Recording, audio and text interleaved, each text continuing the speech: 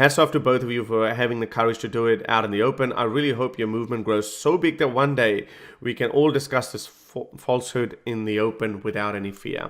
Well, here's the hope.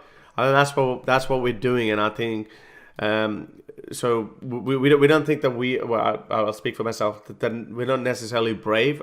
I think I've said it. If I was in Pakistan, I would have never done that. This happened. My movement started by an accident. Everything that I did so far actually was all an accident. If Pakistan hadn't cracked down in 2017 on atheists, I would not have come out. I was an atheist. I wouldn't even say closeted because it never came up. I was just living my life, what I told you. So I was living my life, everything was fine, but then again, I was in a privileged position that I was an independent person on my own. My partner was an Australian. My partner was not a Muslim woman. So I had literally no repercussions. I did not face any repercussions. My family, even though they might not agree with my activism or my worldview, I would care for them and I wouldn't want anything bad happen to them. But they also lived in Australia, so I was in a privileged position. So that's why we did it. It's not necessarily bravery, but again, bravery is not necessarily a compliment either. So yeah, we always say the calculated risk is okay, but don't be reckless, don't be a fool. So if you think that not everyone, we understand not everyone can come out of the closet, but those who can, I reckon that's what we try to inspire. We inspire those people to come out. As an activist, we have these Urdu-speaking atheist channels, ex-Muslim channels are growing in huge numbers in Pakistan and India, and that I see that as a great achievement, not just necessarily for myself, but collectively, because it doesn't matter at the end of the day. If there are 100 channels by 2025 talking about these atheistic channels, now they're making TV shows on atheists, that's a success, and collectively it would become easier for all of us.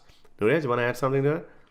I'll take the compliment of courage because this definitely does take courage. So I'm not going to sit here and be like, oh, we're not brave. I do feel like sometimes I ask myself, like, have I gone too far? Should I stop? What kind of battle have I taken on? Because you do speak out and you put your face out there. Obviously, we're privileged, as Horace said. Western countries safe. Theoretically, the law is on our side. Our families are reasonable and educated enough to let us have a voice and speak, even if they don't necessarily agree. But I realize every time we pull up a hadith, every time we shit on Islam, every time we say something, you are taking on all the potential crazies out there, all the extremists, all the terrorist organizations, and you get low-level reprisals like banning from the Pakistani government, and you can wear that as a kind of badge of honor because you're like, I'm really doing something that's really offending someone to the point where they need to like try and write this off and get this removed. So I will happily take that compliment. And also I just want to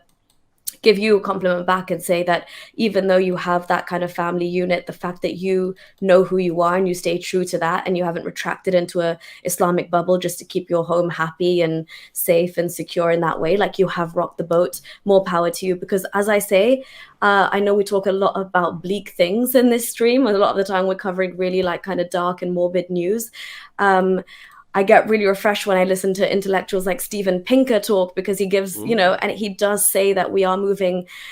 We've never lived in better times and more progressive times and more peaceful times. And what I'm seeing, what I want to talk about on a micro level is these tiny, tiny changes within, I'm sorry to say, but a culture that can be so toxic as the culture in the subcontinent. Indian Pakistani families, this generational trauma that we carry, these issues with respect and arranged marriages and blah, blah, blah, and being a good Muslim, to be able to kind of break down those dynamics and barriers one generation at a time, one person in a household at a time. That to me is a beautiful, as we were talking about the tsunami earlier, this is just like a little chasm of that tsunami picking up pace and power. So thank you for the compliment and hats off to you as well. And I was reading some studies, and in my next book I was writing that how I hope I'm not repeating myself, but even so, by 1900 we had 0.01% atheists and agnostics. This was a study done by some Christian organization. By year 2000, that number increased to 2.5%. A huge increase, but still nothing to brag about on a global scale. But by 2020, that number has increased to 7%. So I was looking at some other Arab barometer and other ones. So again, it's not an academic prediction. It's just a prediction.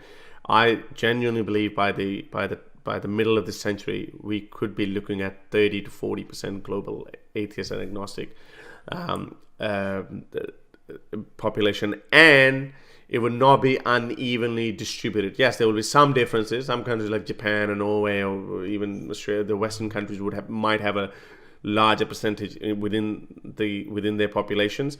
But even Muslim countries, the numbers are going to increase 15-20% in Pakistan or something like that. That would happen. It's only a matter of time. So it's happening. We're going in the right direction. Don't worry about it. Let's just hope that we stay alive until then. If you like these videos and want to support me in my activism, then you can support me on Patreon or PayPal. Stay free, everyone.